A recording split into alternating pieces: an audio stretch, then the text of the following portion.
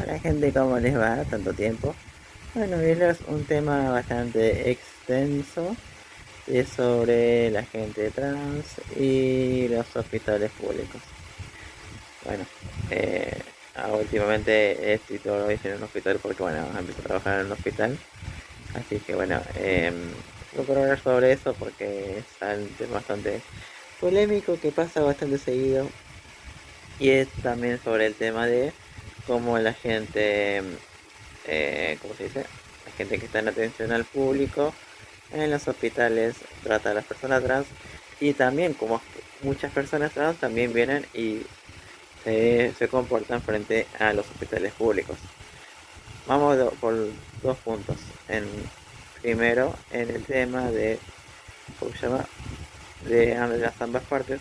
No hay una suficiente capacitación de ambas partes para poder eh, que no haya situaciones de discriminación y maltratos, obviamente.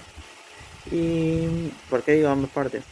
Porque primero del lado de del atención al público, que debería ser el más capacitado, veo que aún es escaso el tema de cómo eh, tratar a la gente, a la población trans, bueno, sí, población trans sería más que nada.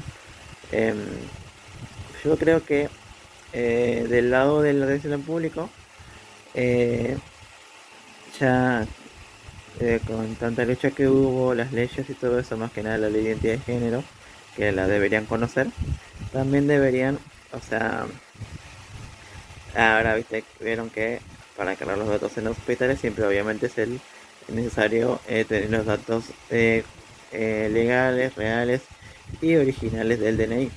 Pero también con el tema de la identidad de género, también dice que la persona trans tiene todo el derecho por esa ley a ser llamada por su nombre autopercibido, o sea, por el nombre que eligió. O sea, así que ahí hay un complot bastante complejo porque, bueno, si esa persona no hizo el cambio, también sigue teniendo el mismo derecho de ser llamada por el nombre eh, que eligió, que es el nombre actual autopercibido, quizás en el hospital, pero puede tener los datos originales de DNI actual legal dentro del hospital. Eso también es algo legal, o sea, también está dentro de las leyes, pero también por la ley tiene que estar llamada por el nombre percibido. Por eso creo que debería agregar en varios sistemas, planillas, etcétera, el tema de nombre, datos del DNI reales y nombre autopercibido entre comillas para que no haya ese tipo de conflictos. Hasta que esa persona tenga su DNI, o sea, haya hecho el cambio registral, etcétera. Y bueno, ahora vamos con el siguiente punto. ¿Cuál es el siguiente punto? Bueno, el punto del lado de las personas trans, el error que están cometiendo, las personas trans, porque también yo creo que todos necesitamos un tipo de capacitación, porque uno al ser trans tampoco sabe cómo, también muchas veces también por haber sufrido discriminación, haber sufrido muchas situaciones, es entendible que muchas personas trans estén en la defensiva y es muy entendible. Pero también creo que la gente trans también deberíamos tener una capacitación, me incluyo, em, en cómo ir a hablar a un hospital o a un servicio público. Primero, creo que obviamente conociendo nuestras leyes, nuestros derechos. Y segundo, cuando vamos a una atención del público y mostrar nuestro DNI, decir, soy una persona trans, mi nombre del DNI es uno, pero mi nombre actual autopercibido es otro.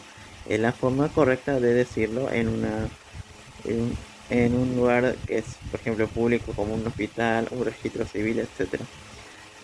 ¿Por qué? Porque al hacer eso estamos hablando de forma correcta, en una de partes, hablando de forma correcta, y si la persona del servicio público, que es del Estado, en este caso un hospital, registro civil, etcétera, eh, nos discrimina o invalida lo que les decimos, o no nos toma en serio, tenemos todo el derecho de denunciar, tenemos todo el derecho de llevar a lo legal el mal acto y maltrato de esa persona que está al servicio de la comunidad. Em, por eso creo que hay que tener una capacitación en ambos sentidos. Eso, eso por un lado.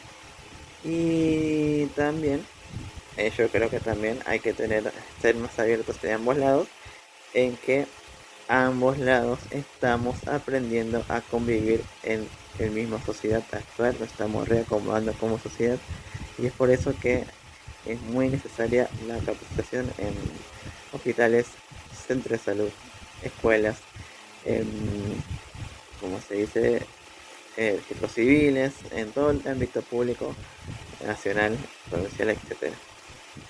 Y también, también obviamente también a las personas trans, a la población trans también tienen la misma capacitación de cómo ir a referirse y que conozcamos nuestros derechos para poder defendernos frente a esas situaciones de violencia y de, ¿cómo se llama?